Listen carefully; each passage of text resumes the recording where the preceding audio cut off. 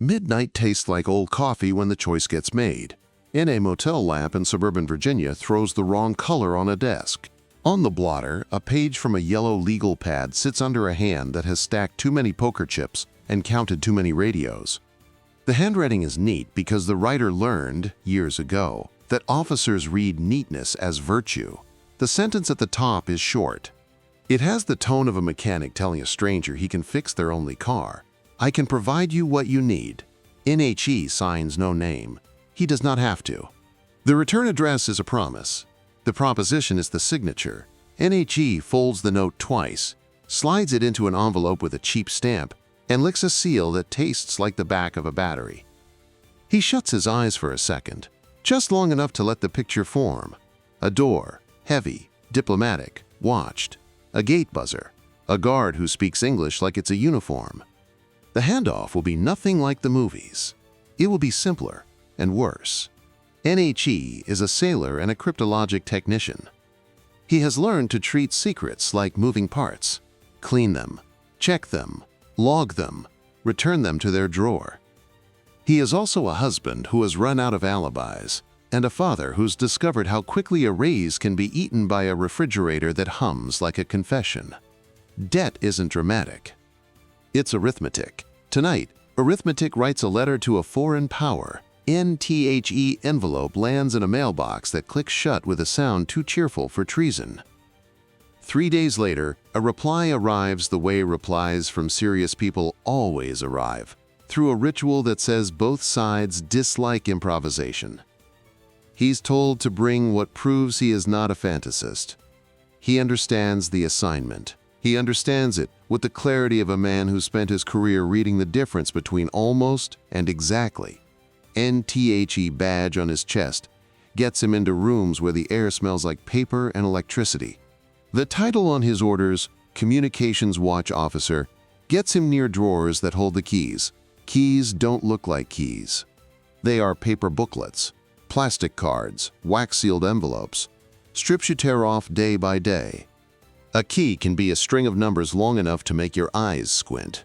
It can be a punched card, no larger than a postcard. It can be a plastic wheel with letters that want to be spun by a careful hand. They are all the same thing in the end. Permissions for machines to agree or disagree about what a message truly says. On a Tuesday no one else remembers, he lifts the drawer a little higher on its runners so the metal won't scrape and hopes that the quiet can cover the sin. He slides out one booklet, then another. He breathes through his nose, slow. He wraps each booklet in a sheet of carbon paper he brought from home. The carbon stains his fingers with a bruise color that will wash off if he's not careless. He presses down hard enough to make the imprint honest, but not hard enough to leave the original riddled with hints. He's done this with forms and inventories for years. Tonight, the muscle memory becomes a weapon. On the cover page of one booklet, a warning sits in block letters that know their own authority. He reads it as if reading would absolve him. He copies anyway. He returns the booklets to the drawer, straightening the edges to the ruler-straight perfection that convinces other men a conscience lives here. He closes the drawer with a breath instead of a push. It shuts with a friendly click. He waits a beat. No one coughs. No one asks the kind of question you can't answer with a joke. NHE leaves with a folder that looks like it contains nothing. In a car that needs new brakes, he drives to a parking lot where sodium lamps turn skin into a new species. He waits with the window down, listening to tires on wet pavement, and thinks about what a number can do. NA number can order bombers to be ready but not leave. A number can move a submarine 200 miles east in a night. A number can put a convoy into a corridor where the ocean is least interested in being kind. A number, if the other side knows it, can turn crisp radio into plain speech. He hands the folder to a man who is dressed like he learned how to be invisible in a department store on a Tuesday. The exchange is clumsy because the moment is hot. One envelope goes one way, another goes the other. No words that matter are said. If anyone is watching, the scene will be a mess to describe. Two men, a folder, The casual choreography of people trying to look like they are not choreographing anything. A few weeks later, cash arrives. Not heroic cash. Not the kind you dream about when you want to buy a boat. Enough for rent and the dentist and a set of school shoes that won't squeak in a hall. Enough to make him say yes again. You can chart the next 18 years by the price of a used car and the thickness of envelopes. You can also chart it by the smell of certain parks at dusk, by the weight of a grocery bag that contains no groceries, by the habit of pausing to tie a shoe near the third lamppost, because that is where the first marker is taped under the bench. The spy novels taught him panache. The actual trade teaches him patience and the small religion of routines. NHE picks a code name, or one is picked for him. Sources will later disagree. It doesn't matter. He learns, faster than many, that code names are mostly for paperwork and for the pride of men who sit in rooms trying to make maps out of conversations. What matters is the rhythm. Copy, conceal, drop, collect, cache, repeat. NHE doesn't begin with everything. He begins with the sort of gift that convinces the other side he's a man of inventory, not promises. A monthly key list, the book that tells each crypto device which daily secret to breathe into its lungs. The Navy changes these keys on a schedule that was designed by paranoiacs and lived by people who stop at the bank on payday. If you can read tomorrow's list, you can read tomorrow's fleet. And tomorrow's fleet is arrogant in the way professional excellence looks like arrogance from far away. It speaks to itself in the clipped syntax of specialists. Route changes, fuel calculations, periscope depth, weather, target of opportunity, drill. The language is precise because precision prevents collisions. Precision, set loose in the wrong room, is also a narrator you didn't know you hired. NHE moves beyond the key lists. He expands to device manuals, how to set a cryptographic machine's innards so that your version of secure is the same as the ship in the other ocean. He copies operating procedures, what an average watchstander will do at 0200 when the tape jams and the message doesn't. He loves procedures because the men who wrote them love them too, and love leaves fingerprints of mercy and habit. The other side will read those fingerprints for months and write replies that land a centimeter deeper in the heart of your network. NHE leaves the Navy for a while. He returns. He moves stations the way a good card player moves chairs, always with a smile, always 7 minutes earlier than the rest. At each station, he finds a drawer. Drawers are a metaphor that become a fact. NHE goes to sea. He stands in a windowless room where machines cough paper and call it speech. He knows which keys unlock the day. He learns which officers trust the night schedule more than they trust their own pulse. He learns the face men make when they are trying to look comfortable with secrets that are older than they are. In a trailer on a base near a coast that isn't advertised, he watches an operator clear a malfunction the way a baker might clear flour from a counter, little patient motions that speak to muscle memory. He copies the malfunction checklist and adds it to his catalog because malfunctions tell the enemy when a nervous message might be sent unsafely. In the harm business, predictability is a hobby. He recruits. Not at first. At first, he believes he can be the entire ring by himself, supply and distribution in one.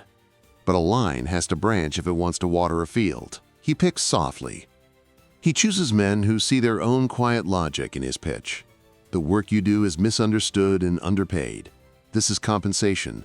The country is an abstraction. Your kids' teeth are not. He tells himself he is not ruining anyone.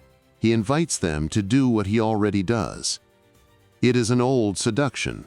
Complicity disguised as promotion. One is a friend. Steady, skilled, bad at money, and worse at saying no when someone he admires asks him to help. Another is family. He tells himself that recruiting blood is safer because blood has nowhere to run. He does not count the opposite. Blood takes you with it when it falls. NHE tunes his dead drops like a musician warms a guitar, ajar in the bushes. A bag tucked into the sleeve of a sapling. A tape on a fence post that loses its stick in summer and shifts in winter. so he adds another loop for spring. He writes letters to his other country in a style they taught him to use, polite, bland, full of nouns that sound like they can be recycled. He receives money in the same tone. The balance in his accounts is a barometric pressure that tells him whether the weather at headquarters is angry or glad. And in the meantime, ships continue to be ships. Sailors continue to be impatient with theoretical danger and very practical about the kind that comes in fog and steel. Messages leave one room, live for a minute in the air, and enter another room to become orders. They do this all day. They do it well enough that the people who rely on them forget how many things have to work for something to be easy. Somewhere, in a Moscow office that smelled like dust and suits, another man reads those orders in plain language because a sailor in Virginia has made complicated things briefly simple. NTHE, first time the other side proves it can hear, it does not celebrate. It uses the hearing the way a thief uses good shoes, without drawing attention to the footprint. A submarine learns it is being shadowed less often.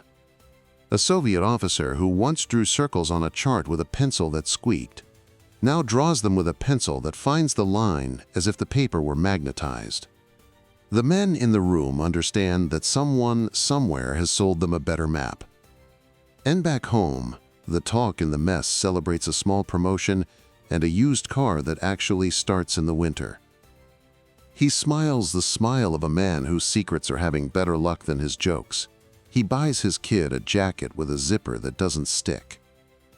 He buys himself a television used enough to be honest about its age. He tells himself he is not hurting anyone physically. He explains, silently, to a judge that does not yet exist, that information wants to be free the way money wants to be spent. He acts like a man whose anxiety has been cured by industry. NHE is caught once, not by law, but by life. A wife finds a stash of cash, and the kind of envelope no one keeps around for stamps.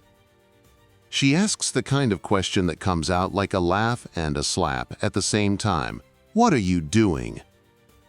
He tells her something that smells plausible to a marriage where plausibility had been the only thing keeping tenderness from becoming math. The conversation ends like such conversations do, with a temporary truce mistaken for pardon. But the truce has a memory. It will speak years later. Another year, another drawer. He moves into a billet where the devices have names that sound like catalog numbers. KW7, KL47. KWR37. Machines with faces like ovens and hearts like labyrinths.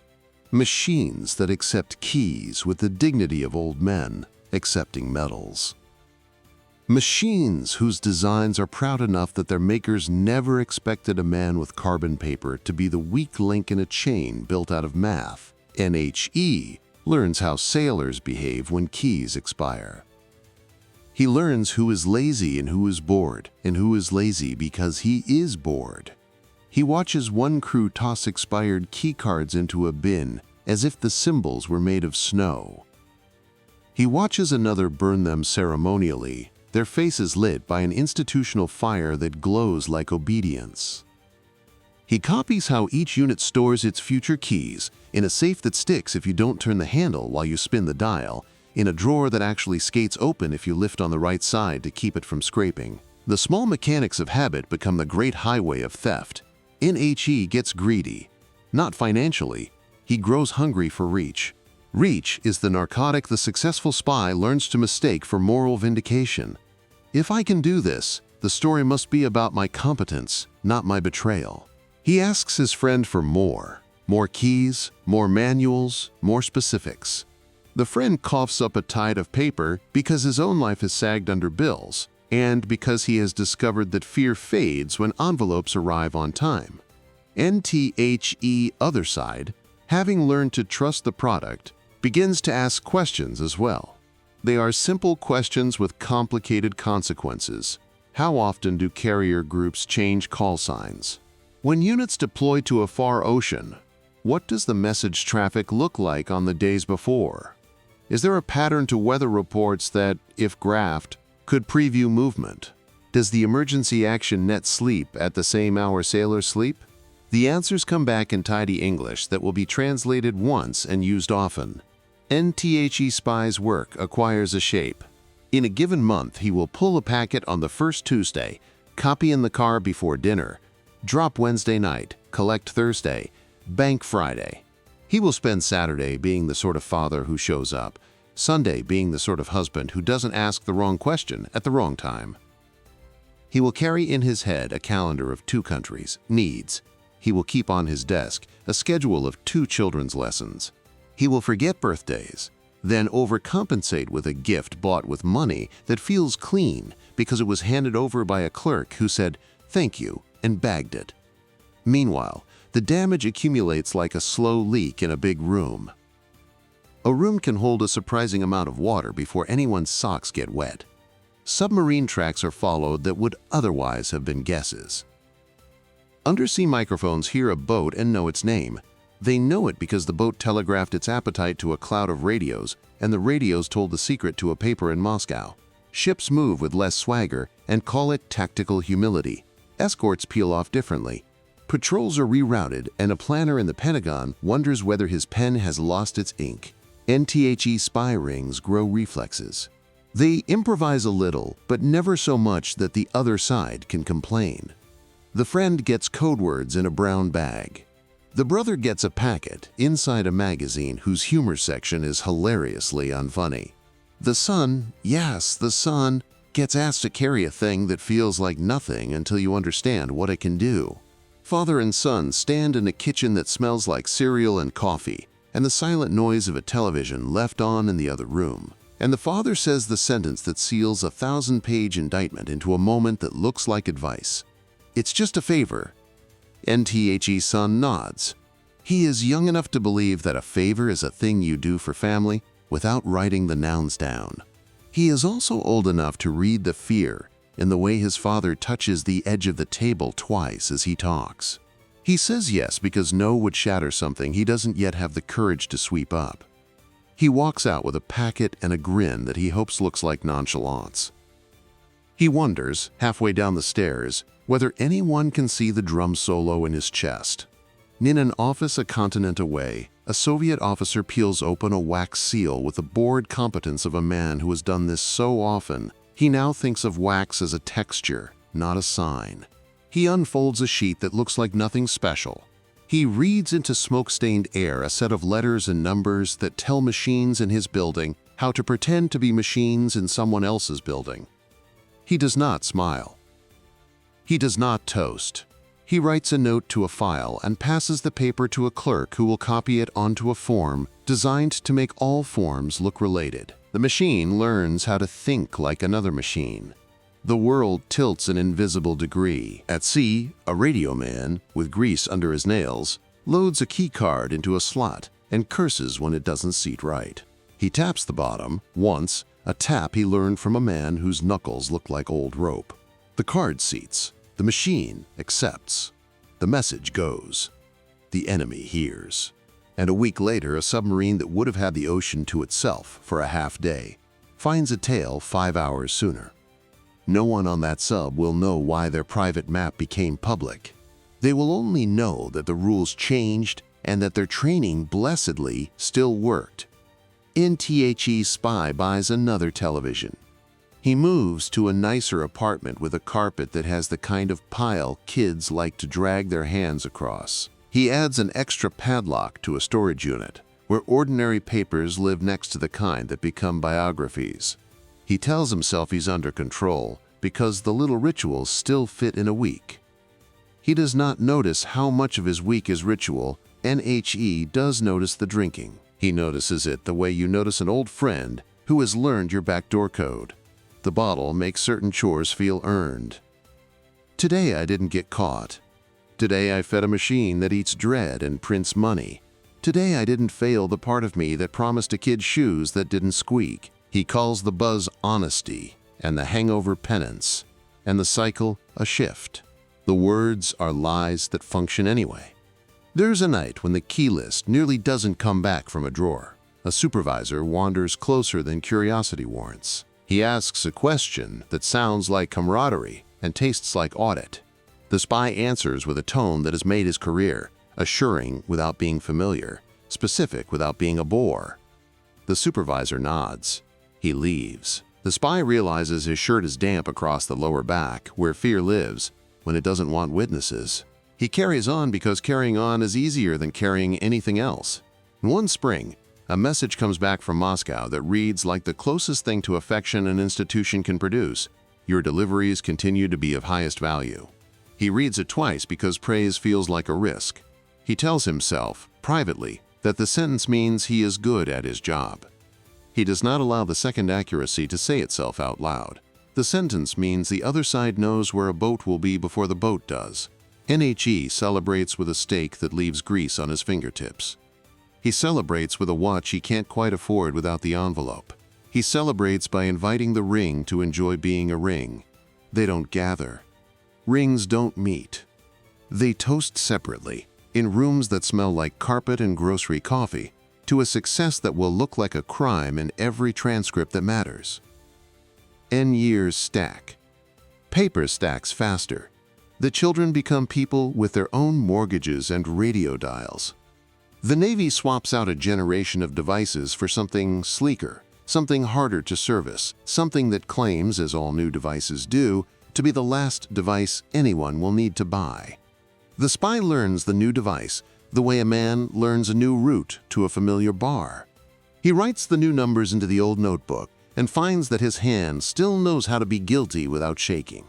There are frictions. There is the day when a dead drop jar is gone, and a dog walker is too interested in a bush. There is the night when a mailbox flag has been left up by a stranger, and the signal code, designed to use something public as a private hello, becomes muddy. There is the week when the other side is late paying, and he thinks he has been abandoned until a new handler appears with a tie that tells him nothing and a briefcase that tells him everything. There is the month when an agent on the far end of the chain disappears, and the other side insists the chain is unbroken. You learn to live with the knowledge that unbroken is a word people use because the alternative is confessing to chance. NHE tells himself his country is large enough to survive what he is doing.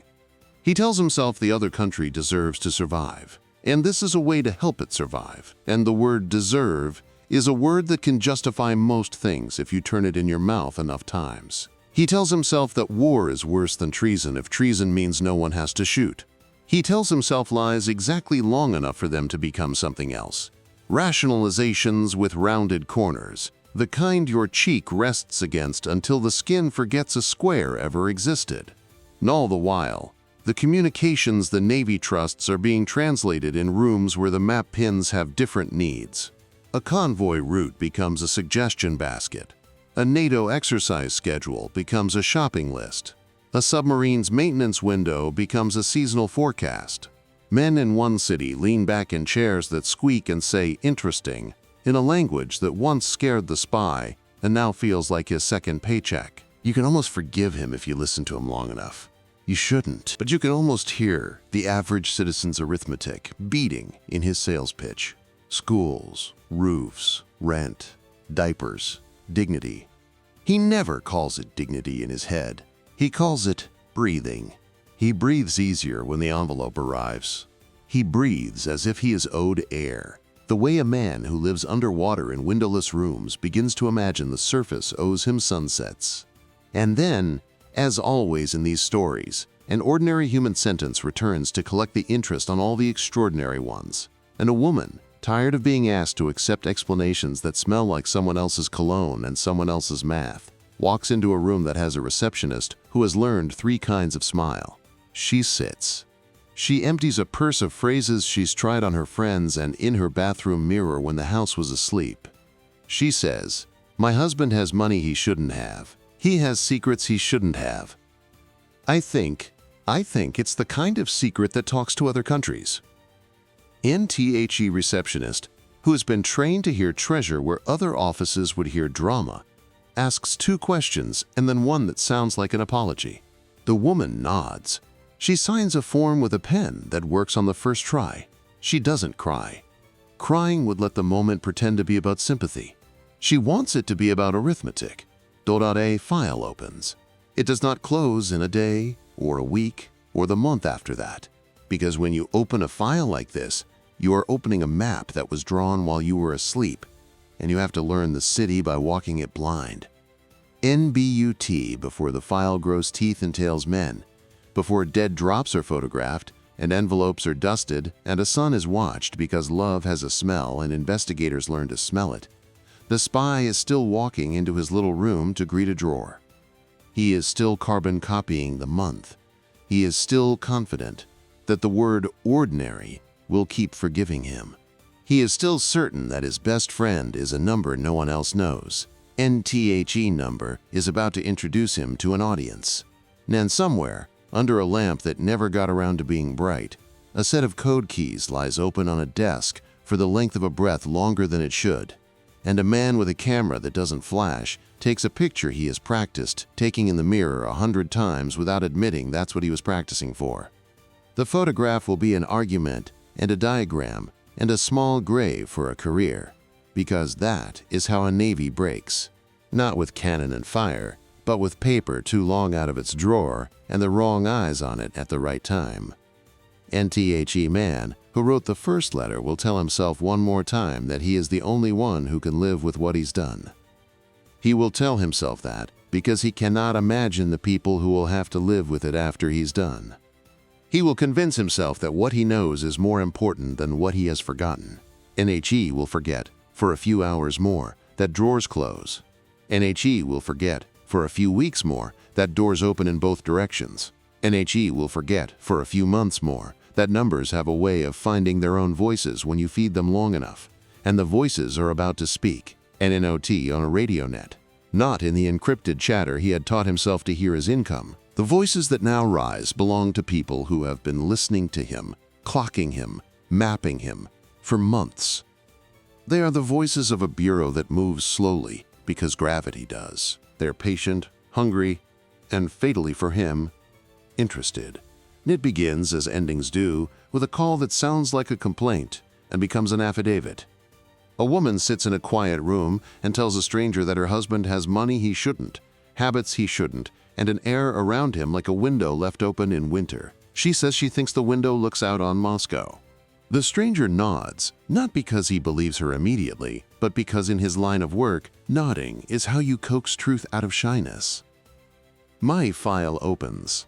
The file grows legs. The man who will end it doesn't wear a cape. He wears out shoes. He learns the spy's commutes, his favorite right turns, the way he checks his mirror without making his passengers feel accused.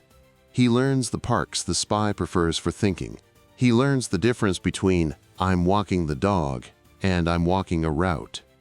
He learns that a certain grocery store has a bulletin board where people pin piano lessons and lost cat notices, and once, with expert ordinary sloppiness, a small signal meant for one pair of eyes. Surveillance is not glamorous. It is a study in boredom and restraint, a long-form rehearsal of don't get too close, don't anticipate. Don't congratulate a hunch until it becomes a sentence you can swear to. The team following him practices these don'ts the way he practices dead drops, with repetition that sharpens the senses and dulls the ego. They watch him pull into lots and watch him pull out of them again, having accomplished nothing. They watch him turn down streets that go nowhere and listen to him not whistle while he does it. They watch his hands. Hands give up more than faces when the face has learned to lie. They photograph a bush. It is a dignified bush in a park where joggers pretend not to see the uniformed man with the notebook. The bush holds nothing the first 10 times they check. On the 11th, there is a jar tucked into the loam, the kind a grandmother would have used for pears. Inside is paper. It is dry. It is recent. It is folded with a neatness learned from manuals. They leave it there. That is the hardest thing. To let the fish tire itself while you pretend the line isn't in your palm. NTHE spy is restless. He feels watched, but convinces himself he is being dramatic. He chooses a new place to be ordinary. Foxstone Park has the quality he prizes, a scenery of sameness. Trees that look like other trees. A footbridge you can describe as the footbridge. A patch of woods that smells the same in all 4 seasons and says nothing even when you ask politely. NHE arrives carrying nothing anyone would testify to. He walks like a man burning calories. He bends to tie his shoe because shoes are always getting untied in movies, and he wants to live the part correctly. He tucks something where a certain root flares under a certain log. He stands. He looks once, not a full glance, nothing so impolite as facing the crime, and walks away. And across the street, in a car that will later be famous for being forgettable, a man writes a line in a notebook that will end up in a courtroom. Drop made. NTHE wait is only a few minutes, but feels like a choice between lives. They let the drop sit. They let it learn the smell of the air. They let the spy leave, let his car trace the same exit it traced last Tuesday, let him be who he thinks he is for 6 more blocks. Then the team moves with the efficiency of a ritual they trained for in basements. Cine glove, a bag, the jar, the paper. No drama. The drama will be for other rooms. NTHE paper is a present to the future. It contains the month's oxygen, the keys that tell machines what kind of voice to speak in. It contains notes as careful as blueprints and as damning.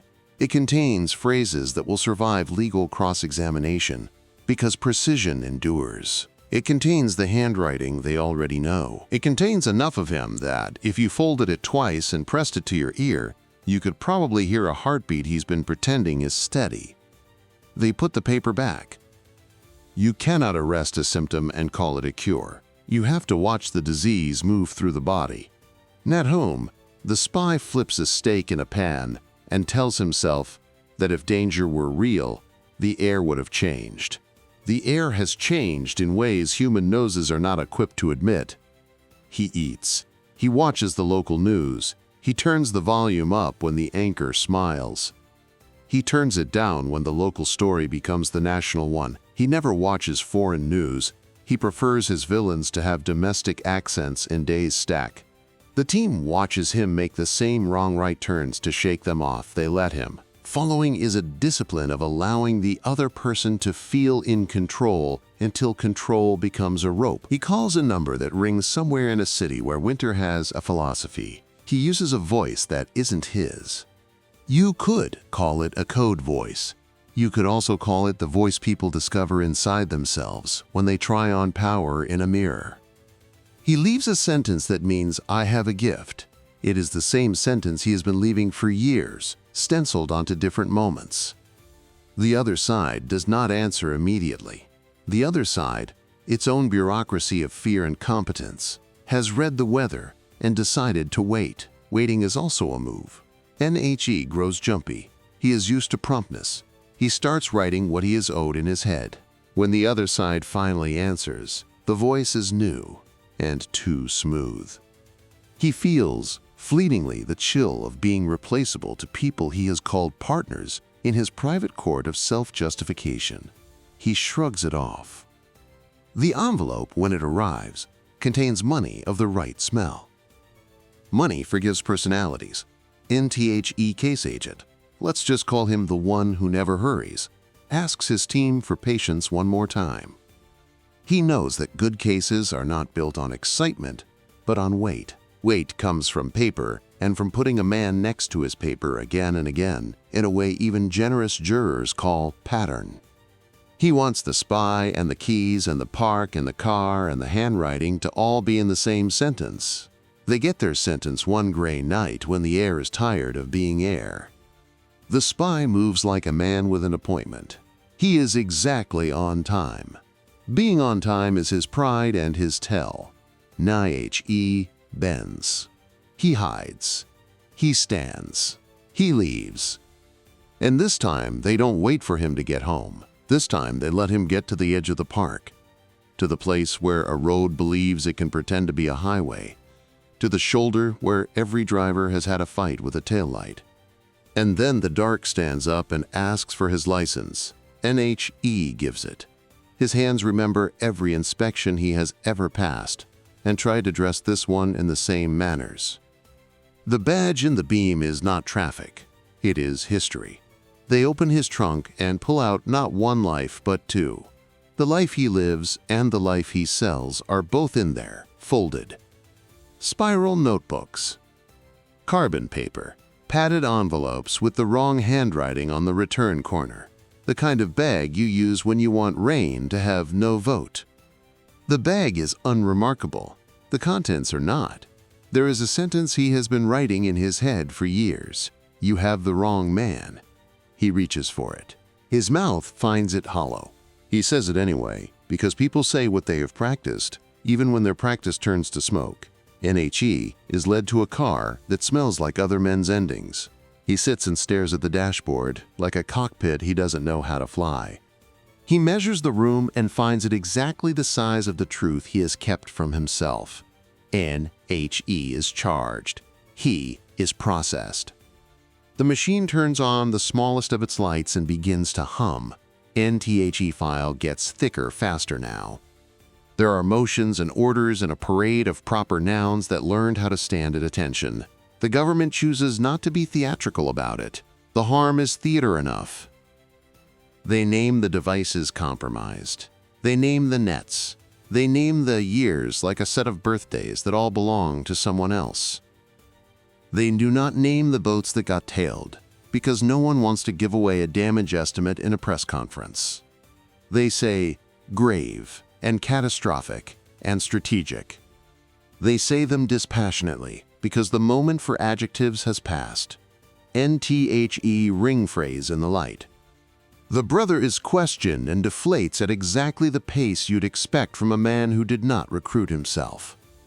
The friend is pulled into a conversation whose terms were set years ago when he let himself believe money could be oxygen. The son is asked to talk about a father's errands.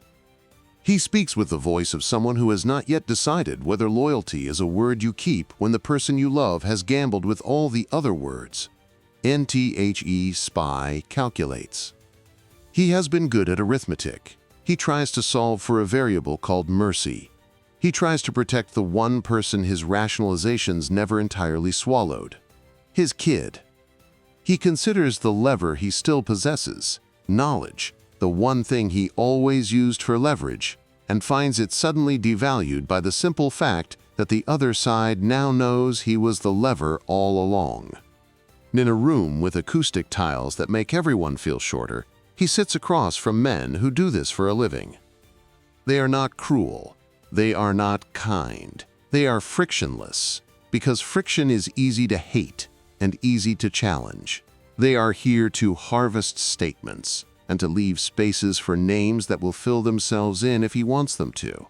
He wants one thing now, a sentence that protects his son. He gives names. He gives dates. He gives enough detail that future historians will find themselves simultaneously grateful and sick. He pleads. The word is ugly enough to be accurate. He pleads to count after count, and the count is a long scroll of months that will never be ordinary again. He pleads because the arithmetic tells him that the deal on the table is a better gravity than the fall outside it. In court, the scariest part is not the judge or the flag or the seal. The scariest part is the sound the paper makes when the clerk stacks what you have done and calls it the record. The record is not ashamed. It is merely tall. NHE stands. He answers questions meant to make sure the plea is not a trick. He uses the same voice he used for equipment checks and inventory signouts. The court notes the clarity. It is ironic, fitting, and useless. NTHE sentence arrives like winter, not unexpected, still cold. Life. Life again. Life for the friend who could not stop buying as long as the envelopes arrived. Time for the brother. The kind of time that becomes a hobby. Time for the son, shorter. Shaped by the court's memory of being young once. The spy has the math he bargained for. His kid lives outside the rest of his father's calendar. Reporters write headlines that taste like closure. They are wrong in the way headlines are allowed to be wrong. The story ends for readers. The work of reparations begins for sailors. The Navy replaces keys the way a dentist replaces enamel. It hurts. It is necessary. It is slow. New devices arrive. Old habits are fought the way old songs are, by refusing to sing them even when you're alone. Behind closed doors, the damage assessment reads like a weather report after a storm no one saw but everyone felt. Losses widespread. Standing water of risk in low-lying departments. Certain systems compromised during listed intervals. Adversary capabilities upgraded not by invention, but by theft. Someone uses the phrase, "The other side could read our mail." Everyone in the room hates how domestic the sentence sounds. Everyone in the room knows it is the correct statement of the catastrophe. A captain somewhere, hair grayer than it should be, explains to his crew that this is why procedures matter, even when they feel like superstition. He does not say the spy's name. He says the words that repair cultures: discipline, humility, verification. He adds one more that sounds small, because it is simple: trust. He tells them trust is earned not by optimism, but by audits, by eyes on hands, by a second person reading what the first person initialed. He tells them that in the business of silence, the truest sentence is the one two people can swear to. In a cell where mourning takes its time, the spy wakes to a different arithmetic. He counts the squares on the ceiling, he counts the meals, he counts visits, and learns the shape of disappointment when the count reaches 0. He reads.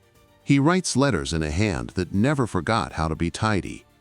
He answers other prisoners' questions about radios with the absent competence of a man describing a vanished planet. He tries on the word remorse. It fits some days, loose on others. He learns that shame is not a single feeling but a rotation of weather.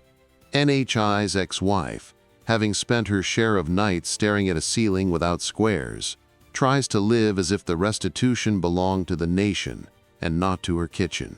She finds work that doesn't carry the taste of his habits. She is asked by friends whether she feels guilty. She discovers that guilt is a word people use when they want to tidy up other people's stories. She prefers mess. Mess feels honest. She lives. That is a sentence you can end with a period and call it victory. NHI's friend, the one with the bad luck and the good skill, spends his time counting too. He counts offers that never arrive because the world does not hire men who broke its secrets. He counts family calls and grows careful with hope. He learns to live with the knowledge that competence harnessed to the wrong wagon becomes a weight you drag forever. His brother keeps quiet because quiet is easier to lift than explanations. His son becomes a man, in a way the newspapers ignore.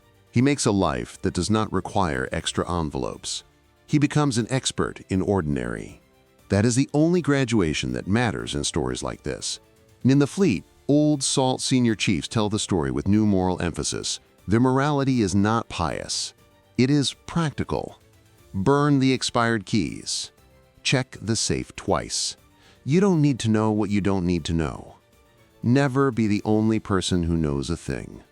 If you see something off, report it before it becomes a legend. The calmest guy in the room is either the best sailor you've got, or he's memorized a lie. The laughter after these lines is not unkind.